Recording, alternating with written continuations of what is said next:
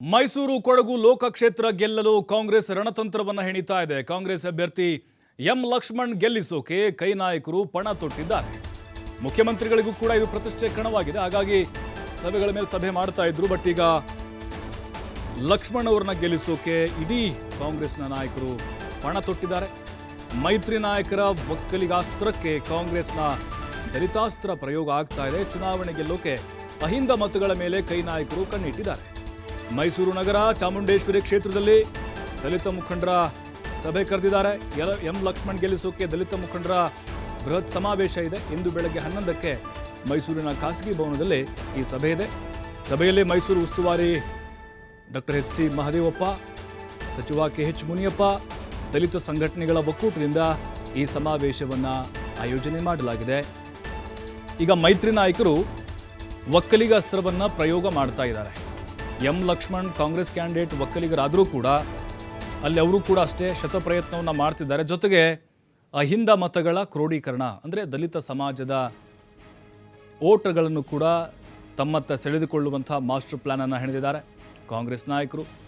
ನೋಡಿ, ಈಗ ಎಚ್.ಸಿ. ಮಹದೇವಪ್ಪ ಕೂಡ ಆ ಸಮುದಾಯಕ್ಕೆ ಸೇರಿದಂಥವರು, ಮುನಿಯಪ್ಪನವರು ಕೂಡ ಆ ಸಮುದಾಯಕ್ಕೆ ಸೇರಿದಂಥವ್ರು ಆಗಿದ್ದರಿಂದಾಗಿ ಘಟಾನುಘಟಿ ನಾಯಕರನ್ನ ಕರೆತಂದು ಒಂದು ಸಭೆ ಮಾಡಿ, ಒಂದು ಸಮಾವೇಶ ಮಾಡಿ ಆ ಎಲ್ಲ ಮತಗಳು ಕಾಂಗ್ರೆಸ್ ಕಡೆಗೆ ವಾಲಬೇಕು, ಆ ರೀತಿ ನೋಡಿಕೊಳ್ಳಲಿಕ್ಕೆ ತಮ್ಮದೇ ಆದಂಥ ಲೆಕ್ಕಾಚಾರಗಳನ್ನು ಕಾಂಗ್ರೆಸ್ ನಾಯಕರು ಹೆಣಿತಾ ಇದ್ದಾರೆ.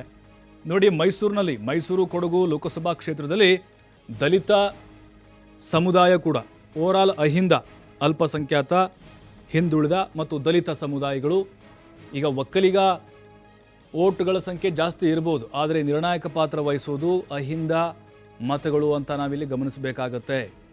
ಈಗ ಒಕ್ಕಲಿಗ ಓಟ್ಗಳಲ್ಲಿ ಡಿವೈಡ್ ಆಗ್ಬೋದು, ಆದರೆ ಅಹಿಂದ ಮತಗಳು ಕಾಂಗ್ರೆಸ್ ಕಡೆಗೆ ಹೆಚ್ಚಾಗಿ ಬೀಳುವಂತಹ ಸಾಧ್ಯತೆಗಳಿದ್ದಾವೆ. ಒಗ್ಗಟ್ಟು ಪ್ರದರ್ಶನವನ್ನು ಮಾಡ್ತಿದ್ದಾರೆ. ನೋಡಿ, ಮುನಿಯಪ್ಪನವರ ಮುನಿಸು ಕೂಡ ಕಡಿಮೆಯಾಗಿದೆ. ಹಾಗಾಗಿನೇ ಅವರು ಇವತ್ತಿನ ಸಭೆಗೆ ಆಗಮಿಸ್ತಾ ಇದ್ದಾರೆ. ಎಲ್ಲವೂ ಕೂಡ ಸಿದ್ದರಾಮಯ್ಯನವರ ತಂತ್ರಗಾರಿಕೆಗಳು ಮತ್ತು ಅಹಿಂದ ನಾಯಕ ಅಂಥೇಳಿ ಸಿದ್ದರಾಮಯ್ಯನವ್ರನ್ನ ಕರೀತಾರೆ, ಪ್ರಶ್ನಾತೀತ ನಾಯಕ ಅಂತ. ಅವರ ವರ್ಚಸ್ಸು ಕೂಡ ಇಲ್ಲಿ ಕಾಂಗ್ರೆಸ್ ಅಭ್ಯರ್ಥಿಗೆ ಅನುಕೂಲ ಆಗೋ ಸಾಧ್ಯತೆಗಳಿದ್ದಾವೆ. ಎಲ್ಲ ಸಮುದಾಯಗಳನ್ನು ಓಲೈಕೆ ಮಾಡುವಂತಹ ಪ್ರಯತ್ನ ಕಾಂಗ್ರೆಸ್ ನಾಯಕರಿಂದ ನಡೀತಾ ಇದೆ. ಇವತ್ತು 11 ಗಂಟೆಗೆ ಮೈಸೂರಿನ ಖಾಸಗಿ ಭವನದಲ್ಲಿ ಈ ಸಭೆಯನ್ನು ಹಮ್ಮಿಕೊಂಡಿದ್ದಾರೆ. ಸಾಕಷ್ಟು ದಲಿತ, ಹಿಂದುಳಿದ, ಅಲ್ಪಸಂಖ್ಯಾತ ಸಂಘಟನೆಗಳು ಬೆಂಬಲವನ್ನು ಕೊಡ್ತಾ ಇದ್ದಾವೆ. ಈಗ ನೋಡಿ, ಮೈತ್ರಿ ನಾಯಕರು ಒಕ್ಕಲಿಗ ಮತಗಳನ್ನು ನೆಚ್ಚಿಕೊಂಡಿದ್ದಾರೆ. ಈ ಹಿಂದೆ ಪ್ರತಾಪ್ ಸಿಂಹ ಇದ್ದರು, ಆ ಸಮುದಾಯಕ್ಕೆ ಸೇರಿದಂಥವರು ಅವ್ರನ್ನೇ ಮುಂದೆ ಇಟ್ಕೊಂಡಿದ್ದಾರೆ. ಜೊತೆಗೆ ಇಲ್ಲಿ ಯದುವೀರ್ ಅವರು ಕಣದಲ್ಲಿರೋದ್ರಿಂದಾಗಿ ಸಹಜವಾಗಿ ಎಲ್ಲ ಮತಗಳು ಅವ್ರಿಗೆ ವರದಾನವಾಗುತ್ತೆ ಅನ್ನುವಂಥ ಹುಮ್ಮಸ್ನಲ್ಲಿದ್ದಾರೆ. ಬಟ್ ಈಗ ಕಾಂಗ್ರೆಸ್ ಅದಕ್ಕೆ ತಿರುಗೇಟು ಕೊಡೋ ಹಾಗೆ ತಮ್ಮದೇ ಆದಂತಹ ಕೆಲವೊಂದಿಷ್ಟು ಲೆಕ್ಕಾಚಾರಗಳನ್ನು ಹಾಕ್ಕೊಂಡಿದೆ. ಸಿದ್ದರಾಮಯ್ಯನವರು ಕೂಡ ಈ ಹಿಂದೆ ಸಭೆಗಳನ್ನು ಕೂಡ ಮಾಡಿದರು. ಅದರಲ್ಲೂ ಚಾಮುಂಡೇಶ್ವರಿ ಟಾರ್ಗೆಟ್ ಮಾಡಿದ್ದಾರೆ.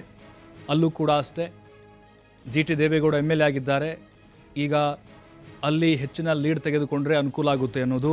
ಆಮೇಲೆ ಮೈಸೂರು ನಗರದಲ್ಲೂ ಕೂಡ ಅಷ್ಟೇ, ಅಲ್ಲಿ OBC ಮತಗಳು ಹೆಚ್ಚಿನ ಪ್ರಮಾಣದಲ್ಲಿದ್ದಾವೆ. ಅವು ಕೂಡ ಕಾಂಗ್ರೆಸ್ ಅಭ್ಯರ್ಥಿಗೆ ಬಿದ್ದರೆ ಗೆಲುವಿಗೆ ಸಹಕಾರಿಯಾಗುತ್ತೆ ಅನ್ನುವಂತಹ ನಿಟ್ಟಿನಲ್ಲಿ ಈಗ ಸಭೆಯನ್ನು ಕರೆಯಲಾಗಿದೆ. ನೋಡಿ, ಇದು ಸಹಜವಾಗಿಯೇ ಪ್ರತಿಷ್ಠೆಯ ಕಣ. ಇದು ಇಬ್ಬರು ಸಚಿವರಿದ್ದಾರೆ, ಅಲ್ಲಿ ವೆಂಕಟೇಶ್ ಇದ್ದಾರೆ, ಎಚ್.ಸಿ. ಮಹದೇವಪ್ಪ ಇದ್ದಾರೆ. ಆಮೇಲೆ ಮುಖ್ಯಮಂತ್ರಿ ಸಿದ್ದರಾಮಯ್ಯ ಅವರು ತವರು ಯತೀಂದ್ರ ಕೂಡ ಅದನ್ನು ಪ್ರತಿಷ್ಠೆಯಾಗಿ ತೆಗೆದುಕೊಂಡು ಭರ್ಜರಿಯಾಗಿ ಪ್ರಚಾರವನ್ನು ಮಾಡ್ತಿದ್ದಾರೆ.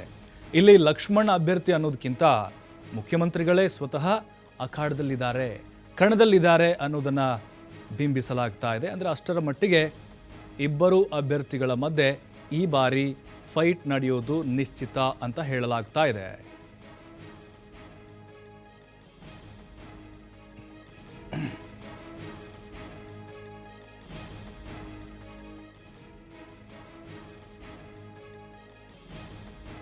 ನೋಡಿ, ಈಗ ದಲಿತಾಸ್ತ್ರ ಎಷ್ಟರ ಮಟ್ಟಿಗೆ ವರ್ಕೌಟ್ ಆಗ್ಬೋದು ಕಾಂಗ್ರೆಸ್ನ ನಾಯಕರಿಗೆ ಅಂತ.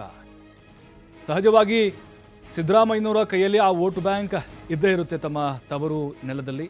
ಹೆಚ್ಚಿನದಾಗಿ ಕಾಂಗ್ರೆಸ್ MLAಗಳೇ ಅಲ್ಲಿ ಆಯ್ಕೆ ಆಗಿದ್ದಾರೆ BJPಗಿಂತ.